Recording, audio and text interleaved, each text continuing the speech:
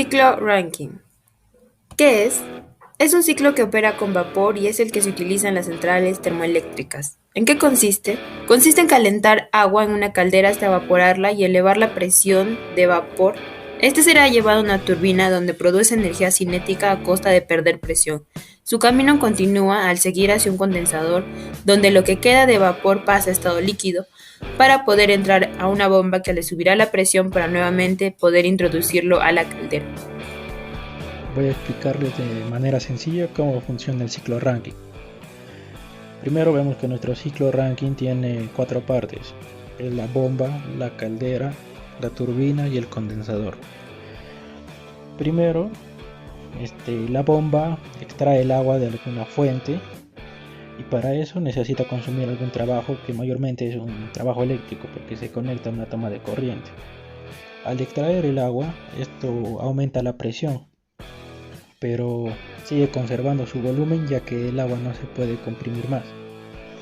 Así, con aumentando la presión, pasa a la caldera, que se encarga de calentar el agua hasta volverla a vapor. Como podemos observar, nuestra caldera consume un calor para que pueda aumentar la temperatura y evaporar el agua. Luego el vapor pasa hacia la turbina, disminuyendo la presión y disminuyendo la temperatura, pero consiguiendo la salida de un trabajo. Entonces, después de eso, el vapor pasa al condensador, que es el encargado de sacar el calor, haciendo que nuestro vapor pase a estado líquido y nuevamente puede ingresar al ciclo, o sea, vuelve a ingresar a la bomba y vuelve a seguir el ciclo. Ya. Algunas generalidades que tenemos es que la máxima presión que se alcanza es de la salida de la bomba a la entrada de la caldera, y la presión más baja es de la entrada del condensador a la entrada de la bomba.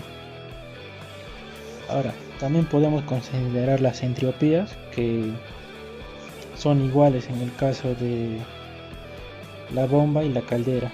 La salida de la bomba y la entrada de la caldera es la misma entropía, al igual que la salida de la turbina y la entrada del condensador. Y como podemos observar también, para conseguir el trabajo total que realiza nuestro sistema, solo tendríamos que sumar el trabajo de la bomba y el trabajo de la turbina, ya que la caldera y el condensador no realizan trabajo. Y viceversa, si queremos saber cuánto calor consume nuestro sistema, sumaríamos el calor de la caldera y el calor del condensador, ya que la bomba y la turbina no generan calor. Diagrama PV, presión-volumen.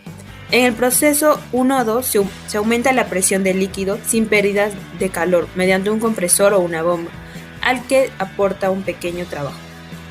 El proceso de 2-3 es una transmisión de calor hacia el fluido del trabajo a presión constante en la caldera.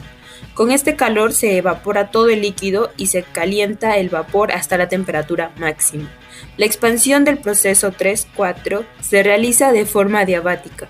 El vapor realiza un trabajo en la turbina desde la presión de la caldera hasta un valor bajo de presión, al cual se transfiere el vapor de condensador. El proceso 4-1 consiste en refrigerar el vapor de trabajo a presión constante en el condensador hasta un estado líquido, para iniciar nuevamente el ciclo.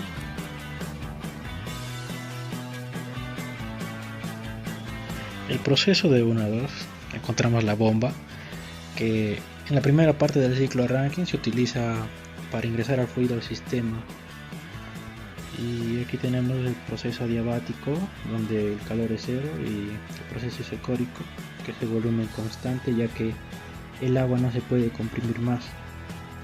En este sistema no se intercambia calor con el entorno ni sufre cambios de volumen. ¿Por qué? Porque el líquido que estamos ingresando, en este caso del sistema abierto, es el agua, y como sabemos, el agua es incompresible.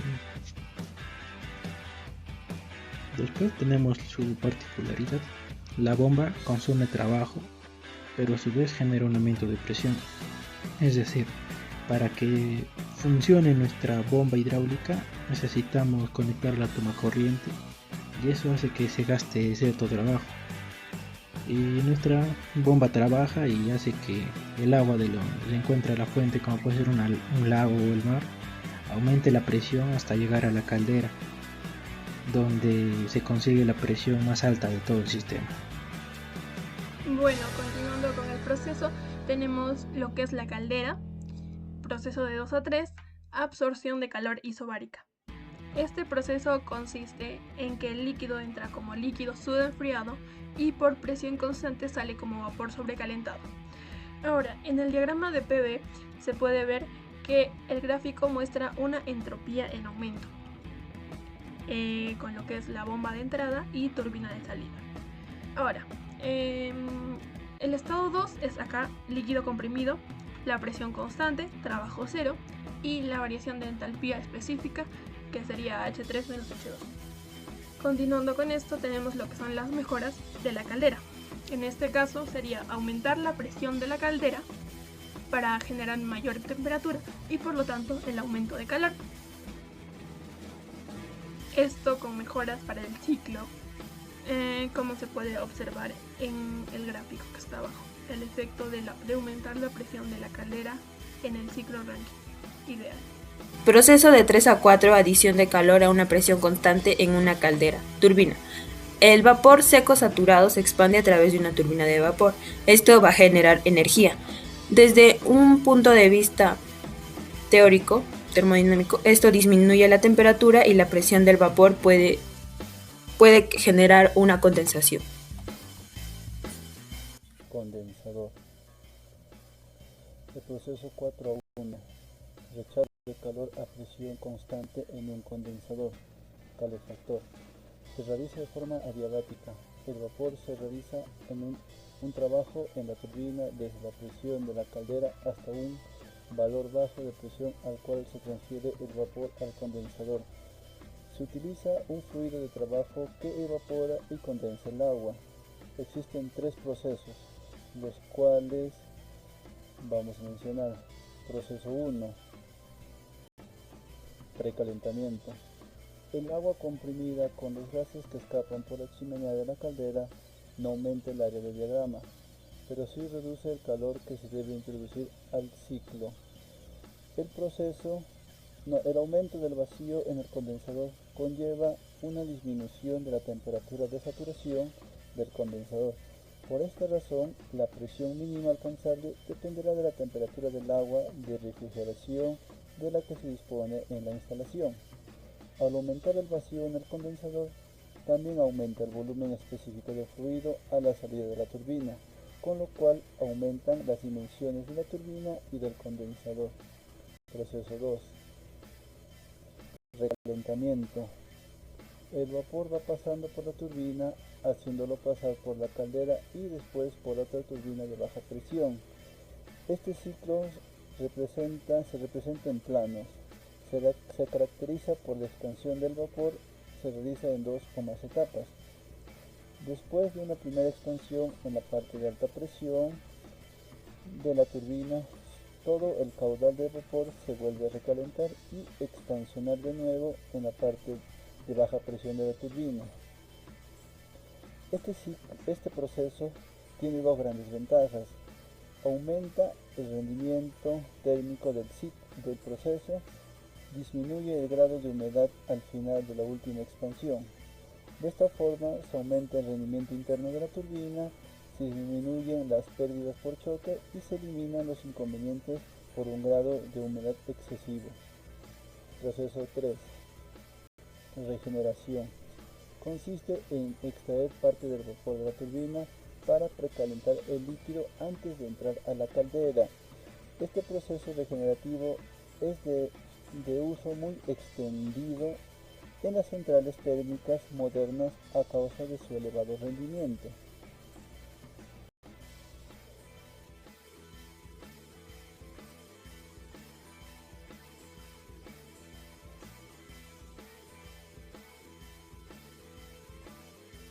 Girando el eje de este generador, seremos capaces de generar electricidad.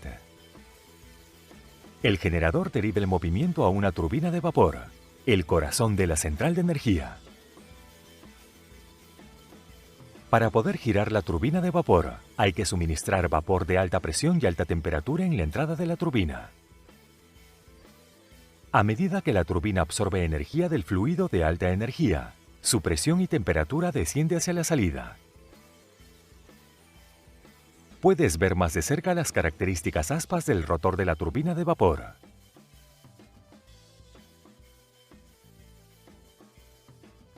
Las centrales de energía de alta capacidad a menudo utilizan diferentes niveles de turbinas de vapor, como la turbina de presión alta, la turbina de presión intermedia y las turbinas de presión baja. Entonces, ahora hemos cumplido nuestro objetivo. Hemos producido electricidad a partir del generador. Si podemos llevar el vapor de baja presión y baja temperatura de vuelta a sus estados originales, que eran de una presión y temperatura mucho más alta, podemos repetir el proceso. El primer paso es aumentar la presión. Se puede utilizar un compresor para este propósito. Pero comprimir vapor es un proceso energético muy intenso, y una central de energía como esta no será nada eficiente. La forma más fácil es convertir el vapor en líquido y aumentar la presión. Para ello, introduciremos los intercambiadores de calor condensadores, que se encuentran bajo la turbina de presión baja. En el condensador, a través de los tubos fluye una corriente de agua fría. El vapor rechaza el calor a esta corriente líquida y se condensa. Ahora podemos usar una bomba para aumentar la presión de esta agua de suministro. Típicamente se utiliza un bombeo centrífugo de varias etapas para este propósito. De esta manera la presión se revertirá a su estado original. La siguiente tarea es devolver la temperatura a su valor original. Para ello, se añade calor a la salida de la bomba con la ayuda de una caldera. Las centrales de energía de alta capacidad generalmente utilizan un tipo de caldera llamada caldera tubular de agua. El carbón pulverizado se quema en el interior de la caldera. El agua entrante pasa inicialmente por una sesión de economizador. Aquí el agua capturará la energía de los gases de combustión. El agua fluye a través de un bajante y luego a través de las paredes de agua, donde se transforma en vapor.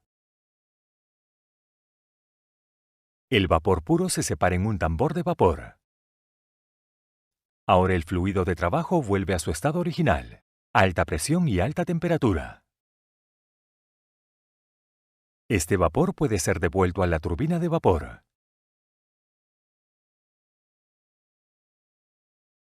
Y el ciclo puede repetirse una y otra vez para la producción continua de energía.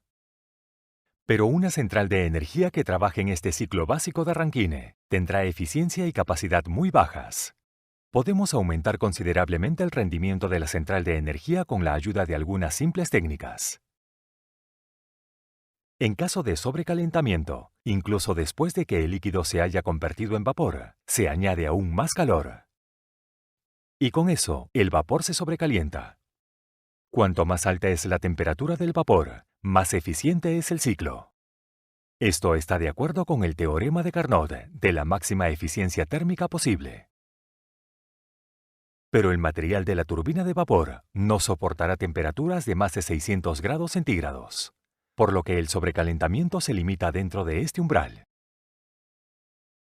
La temperatura del vapor disminuye a medida que fluye a lo largo de las filas de aspas. Por consiguiente, una gran manera de aumentar la eficiencia de la central es añadir más calor después del primer nivel de turbina. Esto se conoce como recalentamiento y aumentará la temperatura del vapor de nuevo, lo que dará lugar a una alta potencia y una mayor eficiencia. Los lados de baja presión de la central de energía son propensos a aspirar el aire atmosférico, incluso con sofisticados sistemas de sellado. Los gases disueltos en el agua de suministro dañarán el material de la caldera con el tiempo. Para eliminar estos gases disueltos se introduce un calentador de agua de suministro abierto. El vapor caliente de la turbina se mezcla con el agua de suministro. Las burbujas de vapor así generadas absorberán los gases disueltos. La mezcla también precalienta el agua de suministro, lo que ayuda a mejorar la eficiencia de la central de energía en mayor medida. Todas estas técnicas hacen que la central de energía moderna trabaje en un rango de eficiencia del 40 a 45%. Ahora veremos cómo la adición de calor y el rechazo de calor se ejecutan en una central de energía real. El líquido frío se suministra en el condensador con la ayuda de una torre de refrigeración.